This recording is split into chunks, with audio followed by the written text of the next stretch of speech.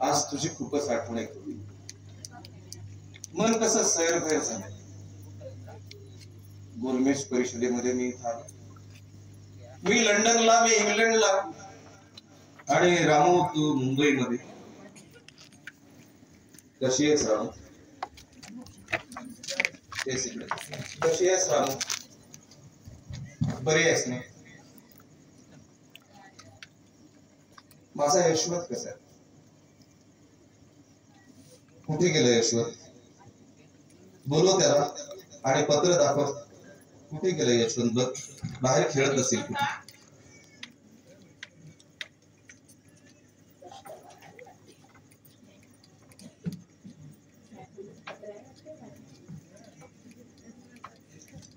यशवंत आठवण काढतो का ग माझी? यशवंत बघ, बाबांचं पत्र आलं.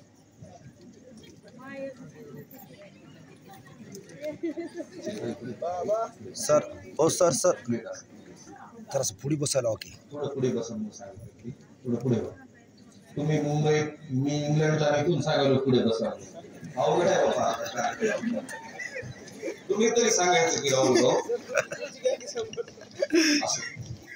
तुमची खूप आठवण झाली. इथल्या गोलमेज परिषदेमध्ये मी माझ्या सगळ्या या बांधवांचे प्रश्न मांडले. अरे दुःख एवढा, डोंगरा एवढं दुःख घेऊन तुम्ही माणसं जगत आहात. आणि खरंच रमा, तुला वाटतं का की या माणसांनी या दुःखामध्येच राहायचं?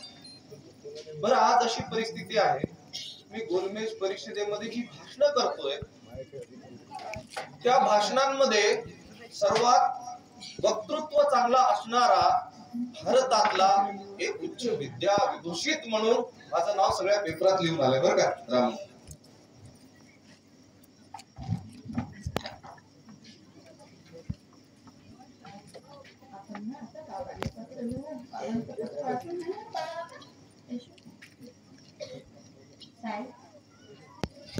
मला पण तुमची खूप आठवण. यशवंत साहेब, तुम्ही बोटीवर चढताना मी तिथे आले होते. तुम्ही माझ्याकडे बघितलं नाही बघितलं मला.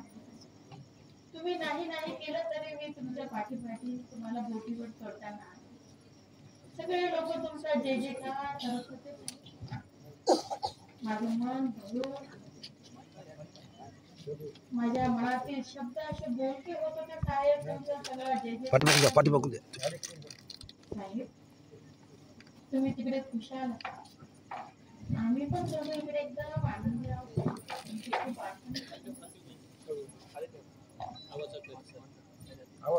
रामू, मी पण इकडे छान मजेत आहे.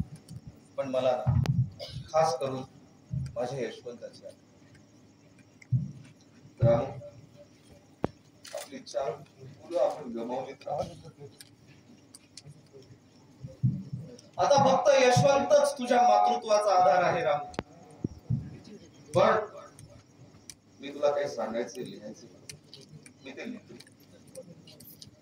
तुला यशवंताचं मातृत्व तर स्वीकारलेच आहे तू, पण यानंतर तुला माझ्या जी लेकरं आहेत सगळी जगातली जेवढी माझी लेकरं आहेत त्याचं सुद्धा तुला मातृत्व